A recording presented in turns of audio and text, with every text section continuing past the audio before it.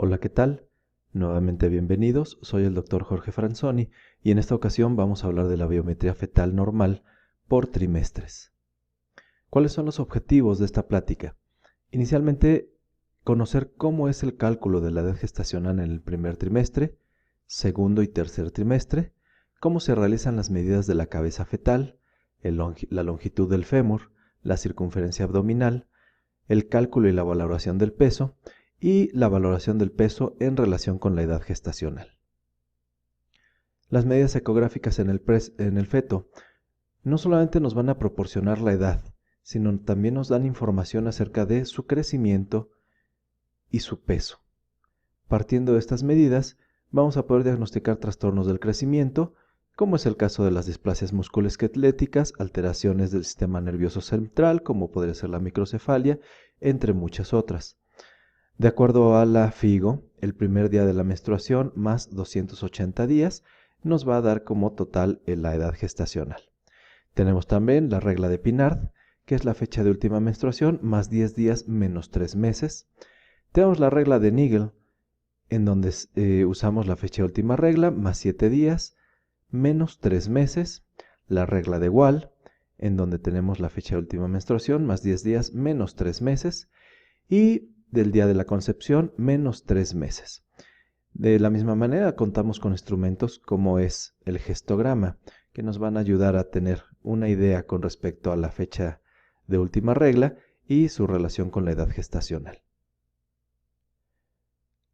La edad gestacional es importante conocerla para poder llevar un seguimiento adecuado de ese embarazo. De esta manera, conociendo una edad gestacional exacta, podemos programar biopsias coriales en el primer trimestre, podemos indicar amniocentesis en el segundo trimestre, o bien la inducción del parto en el tercer trimestre. Vamos a conocer cómo es el desarrollo normal de un feto, vamos a poder calcular el peso fetal y mediante los niveles de alfa-fetoproteína, gonadotrofina coriónica y estradiol, saber si el embarazo está teniendo una evolución normal. Vamos a poder identificar el mejor momento para el nacimiento y vamos a identificar las alteraciones del crecimiento en embarazos múltiples. De esta manera aquí vemos un embarazo gemelar en donde vemos francamente una desproporción del crecimiento, ¿no? Mientras tenemos un feto grandote, tenemos otro más chiquito, ya en algún momento hablaremos de estas alteraciones en embarazos gemelares.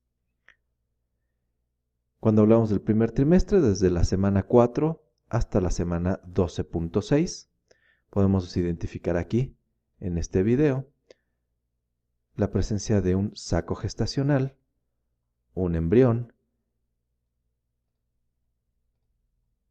que tiene frecuencia cardíaca, que tiene características adecuadas. Ya se empieza a identificar aquí parte de la membrana amniótica y todo el resto como cavidad coriónica. Y en su contraparte tenemos un feto ya de aproximadamente 13 semanas en una imagen de tercera dimensión, en donde vemos ya toda la configuración propia de un feto de esta edad. El saco gestacional es la primera imagen ecográfica del embarazo.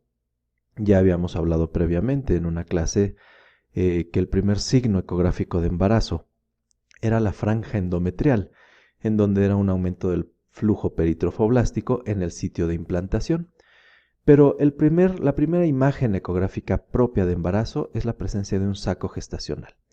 Este tiene algunas características como es una localización excéntrica, tiende a una forma ovoide y para su correcta valoración en tamaño debemos medirlo en sus tres ejes: longitudinal, anteroposterior y transverso. De esta manera vamos a sacar, como ya habíamos platicado en clases previas, algo que se llama diámetro sacular medio, que es lo que nos va a dar la edad gestacional aproximada en base al saco gestacional. Vamos a tomar en cuenta solo el interior del saco para esta medida, no se toma en cuenta la reacción decidual. El saco vitelino es la primera estructura embrionaria en ser identificada y esta va a desaparecer entre la semana 12 a 14. Tiene una localización extracelómica, es decir, se va a encontrar por fuera del saco vitelino. Su estructura va a ser de paredes finas, ecogénicas y un contenido anecoico. Habitualmente no debe de ser mayor de 6 milímetros y se va a medir de la misma manera solo el interior del saco en un solo plano.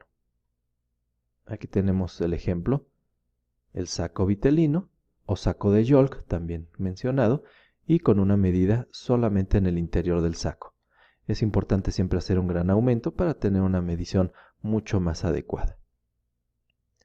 La longitud cefalocaudal, esta va a ser útil desde la sexta semana hasta finales del primer trimestre. Es una excelente correlación con la edad gestacional, también ya habíamos abordado este tema, en donde aproximadamente a las 6 semanas se da la máxima correlación entre la longitud cefalocaudal y la edad gestacional. El embrión se va a tomar en cuenta la mayor longitud y no se toma en cuenta el saco vitelino, cuando hablamos de un embarazo temprano. Cuando ya es identificado el polo cefálico, se realiza de la parte más alta de la cabeza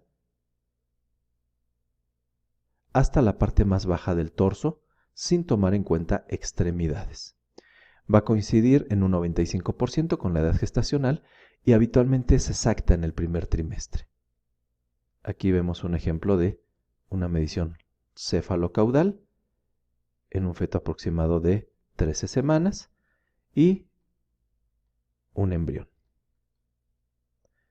Para el segundo trimestre, es decir, de las 13 hasta las 24.6 semanas, vamos a tener la identificación de marcadores ecográficos para cada corte y no solamente nos van a proporcionar información respecto a la edad, también van a formar parte de una revisión sistemática que permite la identificación de anomalías del desarrollo. Es decir, no solamente vamos a medir un diámetro biparietal, vamos a poder estudiar las estructuras cerebrales. No solamente vamos a medir un diámetro abdominal, también vamos a poder identificar estructuras abdominales y su adecuada formación. Y así con cada uno de los cortes podemos identificar la normalidad o las alteraciones de ese desarrollo. Las medidas de la cabeza habitualmente consisten en diámetro biparietal, diámetro occipito frontal, diámetro biparietal corregido y una circunferencia cefálica. ¿Cuál es el corte y las estructuras que debemos observar para hacer una adecuada medición del corte craneal para la medida de la edad gestacional? Bueno, pues vamos a tener algunas estructuras que nos van a servir de marcadores. Inicialmente vamos a poder ver los pedúnculos cerebelosos, que tienen forma de flecha o en ocasiones se le denomina de corazón y que apunta hacia la parte trasera, hacia la parte occipital. También vamos a tener el cabum del septum pelúcido en la parte frontal, que puede tener configuraciones en ocasiones rectangular, en ocasiones triangular. También vamos a tener el tercer ventrículo, que dependiendo del equipo con el que estemos trabajando, va a poder identificarse como una línea ecogénica y en ocasiones también lo vamos a ver levemente y discretamente como si fuera un ojal. En la parte lateral vamos a tener la ínsula de Rayleigh, que consta y también llamada cisura de Silvio, y los cuernos anteriores de los ventrículos laterales. Todas estas estructuras son indispensables que se identifiquen en un corte craneal para medir diámetro biparietal y circunferencia cefálica.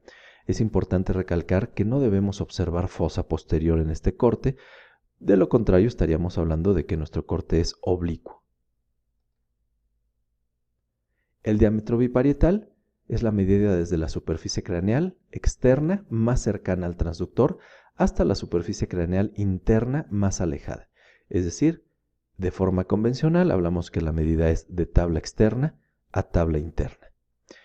En un corte transtalámico, es decir, debemos de identificar los tálamos y un eje a 90 grados con respecto a la línea media interhemisférica.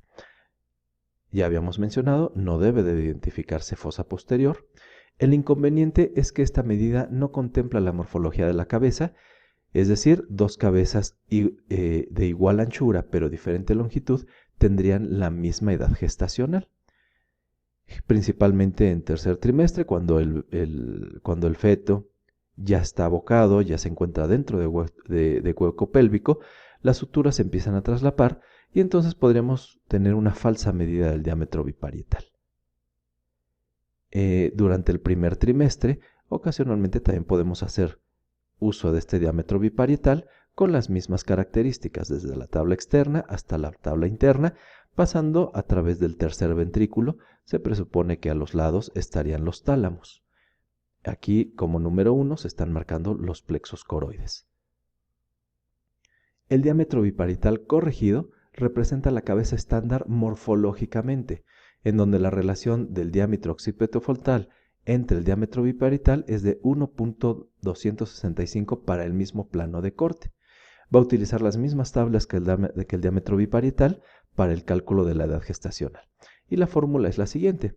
El diámetro biparietal corregido es igual a la raíz cuadrada del diámetro biparietal por el diámetro occipitofrontal por 1.265. Hablando de la circunferencia cefálica, es la longitud del perímetro externo del cráneo fetal. Vean cómo aquí se realiza la medida por la parte externa del cráneo. Habitualmente tenemos que abarcar de 2 a 3 tercios de ese cráneo, de 2 a 3 cuartos, perdón. Se va a utilizar el mismo corte transtalámico que en el diámetro biparietal, es decir, vemos pedúnculos cerebelosos, tercer ventrículo, cabum del septum, cuernos anteriores, ínsula de Rayleigh. Aquí se identifica el giro del hipocampo y nuevamente no debemos de observar fosa posterior. En ocasiones, quedamos, es suficiente con abarcar 2 cuartos de la circunferencia cefálica, debido a que en ocasiones hay presentaciones cefálicas que no permiten su completa identificación. En cuanto a la longitud femoral, se mide la longitud de la diáfisis osificada del fémur, es decir, desde la parte ecogénica hasta la siguiente parte ecogénica sin tomar en cuenta los núcleos de osificación. El corte debe incluir la mayor longitud del fémur, en donde se aprecia claramente el límite de las diáfisis. Es de buena costumbre medir ambos fémures para identificar la simetría o asimetría. En cuanto a la circunferencia abdominal, se mide el perímetro externo, incluyendo el tejido blando de la circunferencia abdominal, en un corte axial a través del estómago y la porción intrahepática de la vena umbilical. De esta manera, tenemos un corte de la circunferencia abdominal en donde alcanzamos a ver arco costal, no arcos costales, es decir, un solo arco costal. Aquí está la entrada de la vena umbilical que se continúa con el seno portal dentro del hígado. Como número 2 se identifica la cámara gástrica. El número 3 corresponde a la suprarrenal, en este caso suprarrenal derecha. El 7 corresponde a los núcleos de osificación de la columna. El número 4 corresponde a la aorta descendente. Y el número 5 a la presencia del vaso. Podemos llegar a tener diferentes presentaciones y dorsos del bebé, en cuyo caso pues tendremos que buscar las mismas estructuras. En este caso estamos viendo un corte relativamente oblicuo, no es de lo mejor, en ocasiones así se tiene que realizar, pero habitualmente se puede cumplir con todos estos parámetros. Núcleos de osificación de la columna, cámara gástrica, vaso, entrada del cordón umbilical y, en este caso, la parte superior del riñón derecho. El cálculo de la edad gestacional puede ser valorado en base a medidas de la cabeza, abdomen o fémur, y con el uso de tablas que muestran la edad para cada medida, podemos tener una edad en ocasiones más exacta. También es posible usar las fórmulas compuestas que utilicen 2 o más valores de medición, como es el diámetro biparietal, abdomen y longitud femoral, pero hay tablas que permiten el uso de otros tipos de mediciones, como es la circunferencia cefálica. La presencia de cada medida va a variar en cada trimestre y se va a volver cada vez más inexacta conforme avanza la gestación. Ya habíamos quedado que la máxima correlación entre edad gestacional y tamaño del bebé corresponde por ahí de las 6 semanas con respecto a la longitud cefalocaudal. De esta manera tenemos que en el primer trimestre la longitud cefalocaudal va a tener más o menos 5 días de exactitud. Si esto lo traspolamos a una fecha probable de parto, sería correcto que pusiéramos una fecha probable de parto en base a esta medida y aumentarle más o menos 5 días. Durante el segundo trimestre, las medidas más exactas va a ser el diámetro biparietal y la longitud femoral, con una variabilidad de más o menos 2 semanas de exactitud. Y en el tercer trimestre, el diámetro biparietal, la circunferencia cefálica o la longitud femoral van a variar más o menos 3.5 semanas de exactitud. El cálculo de peso fetal, la exactitud de las fórmulas aumenta conforme se miden más porciones del cuerpo. Es decir, entre yo más estructuras del cuerpo del feto pueda medir, más se va a acercar la posibilidad a un peso más exacto. La precisión va a disminuir en fetos menores de 1 kilo. La precisión también disminuye en madres diabéticas y se recomienda la medición de los 3 segmentos cabeza, abdomen y fémur para su mayor exactitud.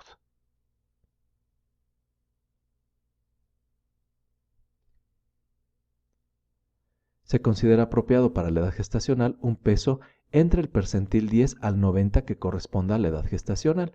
De esta manera, recomendamos que cuando indiquen el peso de un producto, siempre lo percentilen.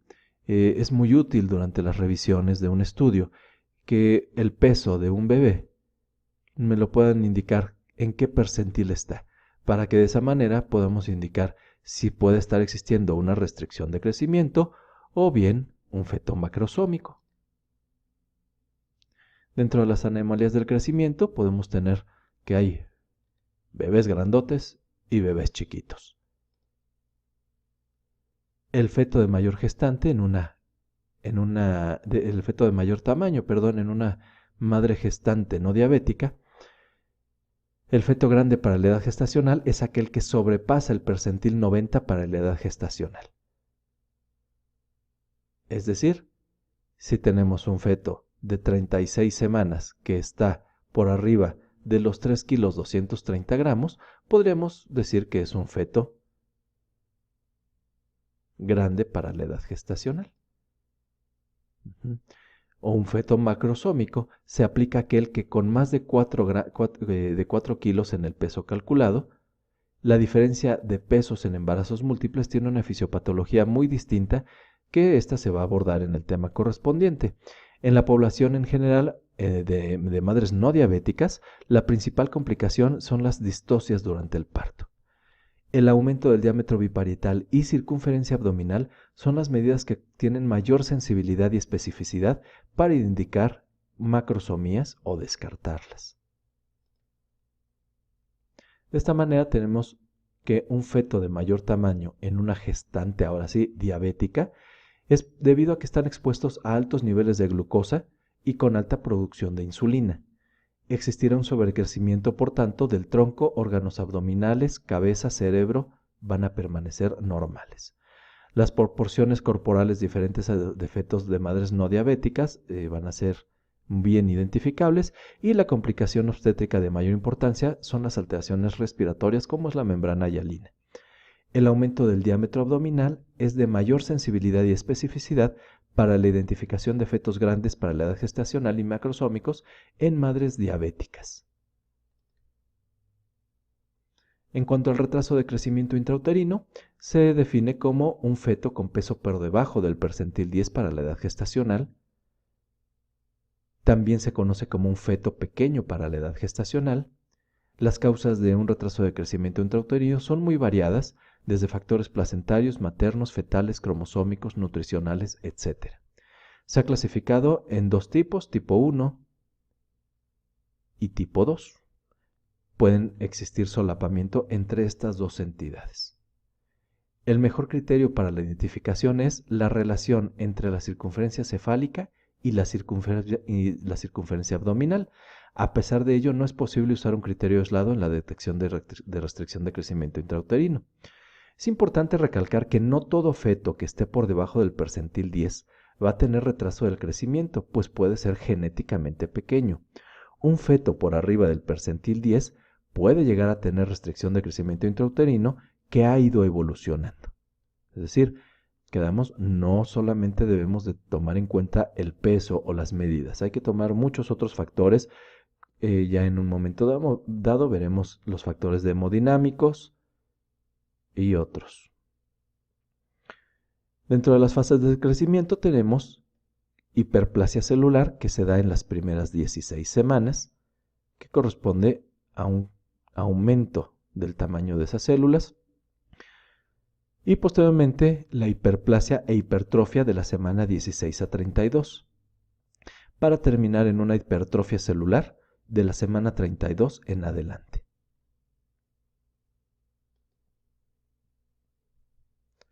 La tasa de crecimiento fetal, tenemos que las primeras 16 semanas va a crecer 10 gramos o menos por semana. De la semana 16 a 27 va a tener un crecimiento acelerado aproximadamente de 85 gramos por semana. De la semana 28 a 38 va a existir un máximo crecimiento de aproximadamente 200 gramos por semana. Y de la semana 38 en adelante existirá una desaceleración de este crecimiento, llegando solamente a 70 gramos por semana. ¿Cuáles son las causas de restricción de crecimiento intrauterino? Se van a dividir en preplacentarias, placentarias y de cordón y fetales. En cuanto a las preplacentarias, tenemos la nuliparidad, tallas bajas, desnutrición, malformaciones uterinas, hipertensión, diabetes, toxicomanías, antecedentes previos de restricción de crecimiento. Dentro de las placentarias y de cordón vamos a tener grandes depósitos de fibrina. Habíamos hablado en algún momento de la presencia de muchos infartos intervellosos o un número exagerado de lagos placentarios, la presencia de nudos de cordón o inserción velamentosa y alteraciones en el número de vasos del cordón umbilical. Ya habíamos reconocido en algún momento que la malformación más frecuente en el número de vasos del cordón umbilical corresponde a una arteria y una vena.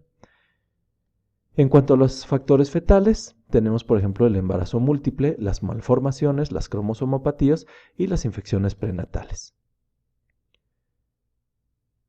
El momento de instauración de ese retraso del crecimiento intrauterino es bien importante para su adecuada clasificación. De esta manera se llama precoz cuando es antes de las 28 semanas y tardío cuando es después de las 28 semanas. Cuando tenemos una restricción de crecimiento tipo 1 o simétrico, habitualmente corresponde a cromosomopatías, infecciones, desnutrición severa o enfermedad hipóxica materna.